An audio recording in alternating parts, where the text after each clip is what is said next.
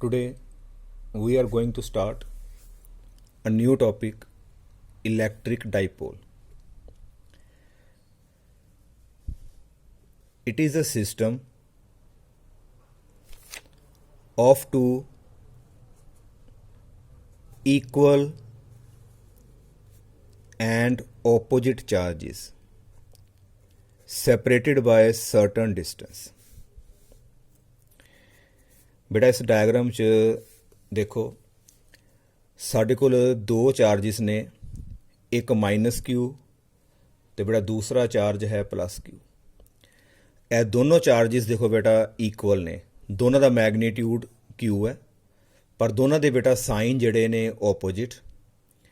ਇਹਦਾ ਮਤਲਬ to equal and opposite charges separated by a certain distance। ਬੇਟਾ ਜਿਹੜਾ ਡਿਸਟੈਂਸ ਹੈ ਇਹਨਾਂ ਦੇ ਵਿੱਚ ਅਸੀਂ ਲਿਖ ਦਿੰਦੇ ਹਾਂ 2a। separated by a certain distance is called electric dipole, and therefore what is electric dipole? It is a system of two equal and opposite charges separated by a certain distance। ਬੇਟਾ ਜਿਹੜਾ ਅਸੀਂ distance ਲਿਆ, it is called dipole length. That distance is called dipole length. ਬੇਟਾ ਇਹਨੂੰ ਅਸੀਂ ਆਪਣੇ simplicity ਵਾਸਤੇ ਜਦੋਂ ਅਸੀਂ ਫਰਦਰ ਅੱਗੇ ਆਰਟੀਕਲ ਪੜ੍ਹਾਂਗੇ ਉਹਦੇ ਵਿੱਚ ਸਾਨੂੰ ਜਾ ਕੇ ਪਤਾ ਲੱਗੇਗਾ ਕਿ ਇਹ ਡਿਸਟੈਂਸ ਜਿਹੜਾ ਅਸੀਂ 2a ਕਿਉਂ ਲਿਆ। ਬੇਟਾ ਅਸੀਂ ਇਕੱਲਾ a ਵੀ ਲਿਖ ਸਕਦੇ ਸੀ, ਇਕੱਲਾ r ਵੀ ਲਿਖ ਸਕਦੇ ਸੀ, ਪਰ ਅਸੀਂ ਨਾਲ 2 ਕਿਉਂ ਲਗਾਇਆ, ਇਹਨੂੰ ਬੇਟਾ ਅਸੀਂ ਜਦੋਂ ਆਰਟੀਕਲ ਪੜ੍ਹਾਂਗੇ ਅੱਗੇ ਉਹਦੇ ਜਾ ਕੇ ਇਹਦੇ ਬਾਰੇ ਡਿਟੇਲ 'ਚ ਆਪਾਂ ਸਟੱਡੀ ਕਰਾਂਗੇ ਕਿ 2 ਕਿਉਂ ਲਗਾਇਆ ਨਾਲ। ਇਹਦਾ ਮਤਲਬ ਬੇਟਾ ਡਾਈਪੋਲ ਜਿਹੜਾ ਹੈ ਈਕੁਅਲ ਅਤੇ ਓਪੋਜਿਟ ਚਾਰਜ ਦਾ ਬਣਦਾ ਹੈ, ਅਤੇ ਉਹਨਾਂ ਵਿੱਚ ਬੇਟਾ ਕੁਛ ਨਾ ਕੁਛ ਡਿਸਟੈਂਸ ਹੁੰਦਾ। ਕਈ ਸਾਡੇ ਜਿਹੜੇ ਮਾਲੀਕਿਊਲਸ ਨੇ, ਜਿਸ ਤਰ੍ਹਾਂ ਬੇਟਾ ਲਗਾ ਲਓ ਤੁਸੀਂ ਵਾਟਰ, ਇਸ ਤੋਂ ਇਲਾਵਾ ਬੇਟਾ ਤੁਸੀਂ ਲਿਖ ਸਕਦੇ ਜੇ ਅਮੋਨੀਆ ਅਤੇ ਬੇਟਾ ਕਲੋਰੋਫਾਰਮ। ਇਹ ਬੇਟਾ ਤੁਹਾਡੇ ਜਿਹੜੇ ਕੁਛ ਐਗਜ਼ੈਂਪਲਸ ਨੇ ਡਾਈਪੋਲ ਦੇ। These are the examples of dipole. ਇਹਨਾਂ ਮਾਲੀਕਿਊਲਸ ਦੇ ਵਿੱਚ ਬੇਟਾ ਸੈਂਟਰ ਆਫ ਪੋਜ਼ਿਟਿਵ ਅਤੇ ਸੈਂਟਰ ਆਫ ਜਿਹੜਾ ਨੈਗੇਟਿਵ ਚਾਰਜ ਹੈ they are get separated. Positive charge ਦਾ ਸੈਂਟਰ ਦੂਰ ਹੋਏਗਾ, ਨੈਗੇਟਿਵ ਚਾਰਜ ਦਾ ਸੈਂਟਰ ਉਸ ਤੋਂ ਸਾਈਡ 'ਤੇ ਹੋਏਗਾ। ਇਹਨਾਂ ਨੂੰ ਅਸੀਂ ਬੋਲਦੇ ਬੇਟਾ ਡਾਈਪੋਲ। ਅਤੇ ਕੋਈ ਪੁੱਛੇ ਤੁਹਾਨੂੰ ਵੀ ਡਾਈਪੋਲ ਦੀ ਕੋਈ ਐਗਜ਼ਾਮਪਲ ਦਿਓ, you can say water, ammonia, chloroform etcetera. ਜਿਸ ਤਰ੍ਹਾਂ ਬੇਟਾ ਤੁਸੀਂ ਵਾਟਰ ਦਾ ਆਮ ਫਾਰਮੂਲਾ ਲਿਖਦੇ ਜੇ, ਇਸ ਤਰ੍ਹਾਂ O, ਇਸ ਤਰ੍ਹਾਂ H, ਹੇਅਰ ਇਜ H, ਇੱਥੇ delta negative, delta plus. Positive charge ਅਤੇ ਨੈਗੇਟਿਵ ਚਾਰਜ ਦਾ ਬੇਟਾ ਜਿਹੜਾ ਸੈਂਟਰ ਆ ਦੇਖੋ ਸੈਪਰੇਟਿਡ ਹੈ, ਇੱਕ ਪਾਸੇ ਪੋਜ਼ਿਟਿਵ ਇੱਕ ਪਾਸੇ negative. This is a dipole and these are the examples of permanent dipole. ਪਿੱਛੇ ਬੇਟਾ ਜਿਹੜਾ ਅਸੀਂ ਆਰਟੀਕਲ ਲਾਸਟ ਜਿਹੜਾ ਪੜ੍ਹਿਆ ਉਹਦੇ ਵਿੱਚ ਬੇਟਾ ਅਸੀਂ ਇਲੈਕਟ੍ਰਿਕ ਫੀਲਡ ਇੰਟੈਂਸਿਟੀ ਕੱਢੀ ਸੀ। ਇਲੈਕਟ੍ਰਿਕ ਫੀਲਡ ਇੰਟੈਂਸਿਟੀ ਬੇਟਾ ਉਹ electric field intensity due to a point charge ਕੱਢੀ, due to a point charge. ਅਤੇ ਉਹਦਾ ਬੇਟਾ ਜਿਹੜਾ ਫਾਰਮੂਲਾ ਆਇਆ ਸੀ E is equal to 1/4πε0 Q divided by R square. ਇਹ ਫਾਰਮੂਲਾ ਅਸੀਂ ਪੜ੍ਹਿਆ ਸੀ ਬੇਟਾ electric field intensity of a single isolated point charge. ਉਹਦੀ ਵੈਲਿਊ ਬੇਟਾ ਆਈ ਸੀ E is equal to 1/4πε0 Q/R square. ਹੁਣ ਜਿਹੜਾ ਬੇਟਾ ਅਸੀਂ ਇਲੈਕਟ੍ਰਿਕ ਫੀਲਡ ਇੰਟੈਂਸਿਟੀ ਪੜ੍ਹਾਂਗੇ ਇਕੱਲੇ ਪੁਆਇੰਟ ਚਾਰਜ ਦੀ ਨਹੀਂ ਨਿਕਾਲਾਂਗੇ। ਹੁਣ ਅਸੀਂ ਇਲੈਕਟ੍ਰਿਕ ਫੀਲਡ ਇੰਟੈਂਸਿਟੀ ਨਿਕਾਲਣੀ ਹੈ ਡਿਊ ਟੂ ਡਾਈਪੋਲ। ਅਤੇ ਜਿਹੜੀ ਇਲੈਕਟ੍ਰਿਕ ਫੀਲਡ ਇੰਟੈਂਸਿਟੀ ਹੈ ਡਾਈਪੋਲ ਦੀ, ਤੁਸੀਂ ਦੇਖੋਗੇ ਕਿ ਉਹ ਕਿਊ ਦੇ ਡਾਇਰੈਕਟਲੀ ਨਹੀਂ, ਉਹ ਇੱਕ ਨਵੀਂ ਟਰਮ ਆਏਗੀ ਸਾਡੇ ਕੋਲ, ਨਿਊ ਟਰਮ ਡਾਈਪੋਲ ਮੂਵਮੈਂਟ।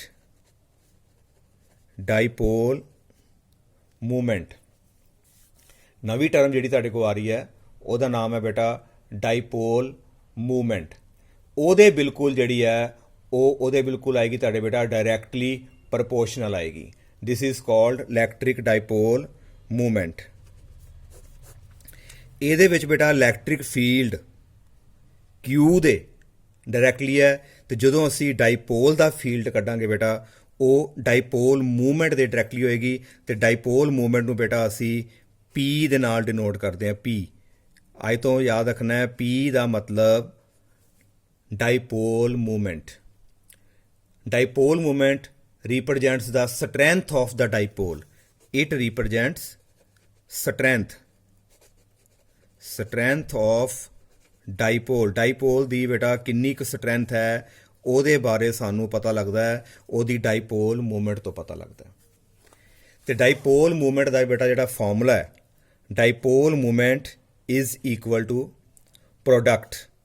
ਬੇਟਾ ਦੋ ਚੀਜ਼ਾਂ ਦੀ ਅਸੀਂ ਪ੍ਰੋਡਕਟ ਕਰਨੀ ਹੈ, ਇੱਕ ਤੇ ਮੈਗਨੀਟਿਊਡ ਆਫ ਚਾਰਜ। ਦੋਨੋਂ ਚਾਰਜਿਸ ਬੇਟਾ ਸਾਡੇ ਇਕੁਅਲ ਨੇ, ਉਹਨਾਂ ਦਾ ਮੈਗਨੀਟਿਊਡ ਜਿਹੜਾ ਮਰਜ਼ੀ ਲੈ ਲਓ, Q ਇਹ ਵੀ ਹੈ, Q ਉਹ ਵੀ। ਮੈਗਨੀਟਿਊਡ ਆਫ ਚਾਰਜ ਤੇ ਮਲਟੀਪਲਾਈ ਕਰ ਦੇਣਾ ਬੇਟਾ ਜਿੰਨੀ ਉਹਨਾਂ ਦੀ ਵਿੱਚ ਡਾਈਪੋਲ ਲੈਂਥ ਹੈ, that is multiplied by 2a। This is the formula for dipole movement. Dipole movement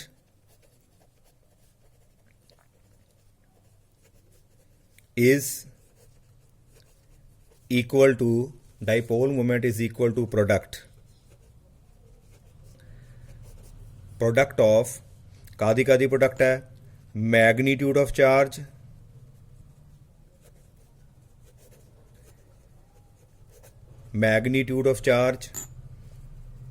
and dipole length. Magnitude of charge ਤੇ ਡਾਈਪੋਲ ਲੈਂਥ ਬੇਟਾ ਇਹਨਾਂ ਦੋਨਾਂ ਨੂੰ ਅਸੀਂ ਮਲਟੀਪਲਾਈ ਕਰ ਦਾਂਗੇ ਤੇ ਸਾਡੇ ਕੋਲ ਜਿਹੜਾ ਹੈਗਾ ਇੱਕ ਡਾਈਪੋਲ ਮੂਵਮੈਂਟ ਆ ਜਾਏਗੀ। Dipole movement is a vector quantity. It is a vector quantity. ਬੇਟਾ ਜੇ ਇਹ ਵੈਕਟਰ ਕੁਆਂਟੀਟੀ ਹੈ ਤੇ ਇਹਦੀ ਕੋਈ ਨਾ ਕੋਈ ਬੇਟਾ ਡਾਇਰੈਕਸ਼ਨ ਹੋਏਗੀ। ਹੁਣ ਅਸੀਂ ਦੱਸਣ ਲੱਗੇ ਇਹਦੀ ਬੇਟਾ ਡਾਇਰੈਕਸ਼ਨ ਕਿੱਧਰ ਹੈ। ਡਾਈਪੋਲ ਮੂਵਮੈਂਟ ਦੀ ਬੇਟਾ ਜਿਹੜੀ ਡਾਇਰੈਕਸ਼ਨ ਹੈ ਉਹ ਅਸੀਂ ਅਜ਼ਿਊਮ ਕੀਤੀ ਹੈ, it is from -Q to +Q। Dipole movement ਦੀ ਬੇਟਾ ਜਿਹੜੀ ਡਾਇਰੈਕਸ਼ਨ ਅਸੀਂ ਲੈਂਦੇ ਹਾਂ -Q ਤੋਂ +Q ਵਾਲੇ ਪਾਸੇ ਲੈਂਦੇ ਹਾਂ। ਇਹ ਯਾਦ ਰੱਖਣਾ ਹੈ, direction of dipole movement is from -Q to +Q। ਇੱਥੇ ਲਿਖ ਦਿੰਦੇ ਬੇਟਾ, ਇਹਨੂੰ ਨੋਟ ਕਰ ਲੈਣਾ ਆਪ। Direction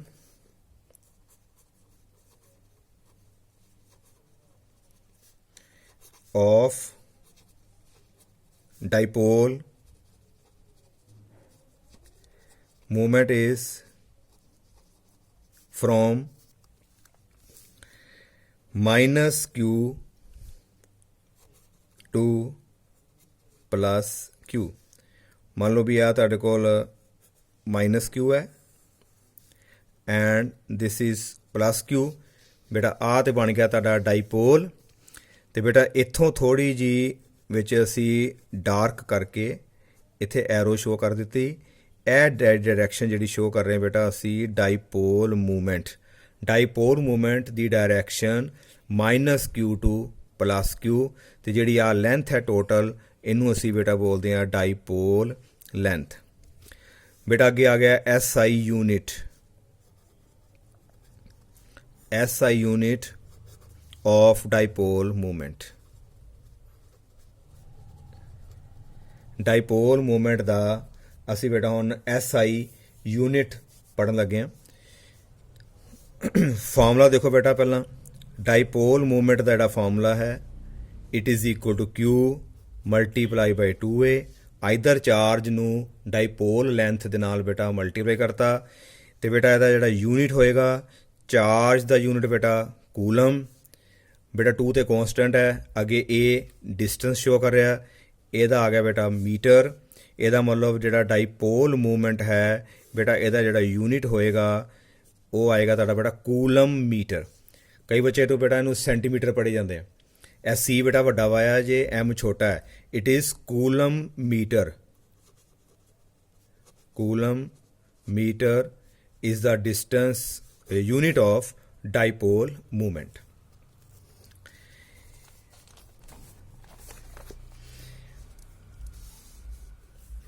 Beta this is minus q and this is plus q.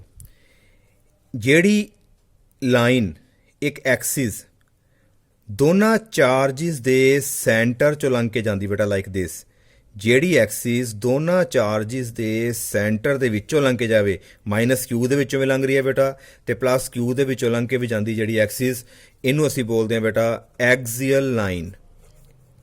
ਇਸ ਲਾਈਨ ਦਾ ਨਾਮ ਹੁੰਦਾ ਹੈ, ਇਸ ਐਕਸਿਸ ਦਾ ਨਾਮ ਹੁੰਦਾ ਬੇਟਾ ਐਕਸੀਅਲ ਲਾਈਨ।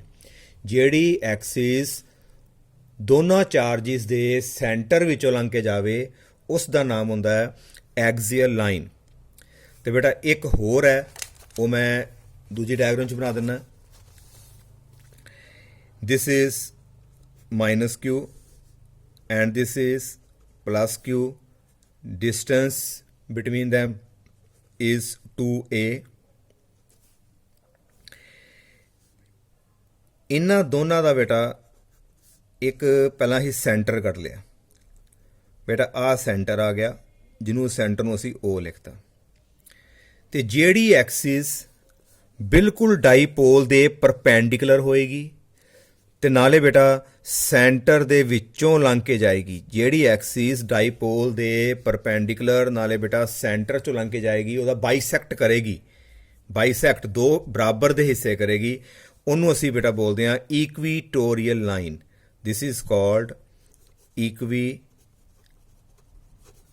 ਲਾਈਨ। ਇਹਦਾ ਮਤਲਬ ਡਾਈਪੋਲ ਦੀਆਂ ਬੇਟਾ ਸਾਡੇ ਕੋਲ ਦੋ ਲਾਈਨਸ ਨੇ, ਇੱਕ ਤੁਹਾਡੀ ਬੇਟਾ ਐਕਸੀਅਲ ਲਾਈਨ, ਦੂਸਰੀ ਹੈ ਬੇਟਾ ਇਕਵੀਟੋਰੀਅਲ ਲਾਈਨ। ਐਕਸੀਅਲ ਲਾਈਨ ਦੋਨਾਂ ਚਾਰਜਿਸ ਦੇ ਵਿੱਚੋਂ ਲੰਘ ਕੇ ਜਾਏਗੀ ਤੇ ਜਿਹੜੀ ਇਕਵੀਟੋਰੀਅਲ ਲਾਈਨ ਹੋਏਗੀ ਉਹ ਡਾਈਪੋਲ ਦਾ ਪਰਪੈਂਡੀਕੂਲਰ ਬਾਈਸੈਕਟ ਕਰੇਗੀ। ਹੁਣ ਬੇਟਾ ਇਹਨਾਂ ਦੋਨਾਂ ਐਕਸਿਸ ਦੇ ਉੱਪਰ ਅਸੀਂ turn by turn electric field intensity ਜਿਹੜੀ ਆ ਕੈਲਕੂਲੇਟ ਕਰਾਂਗੇ। ਹਾਂਜੀ ਬੇਟਾ ਕਲੀਅਰ।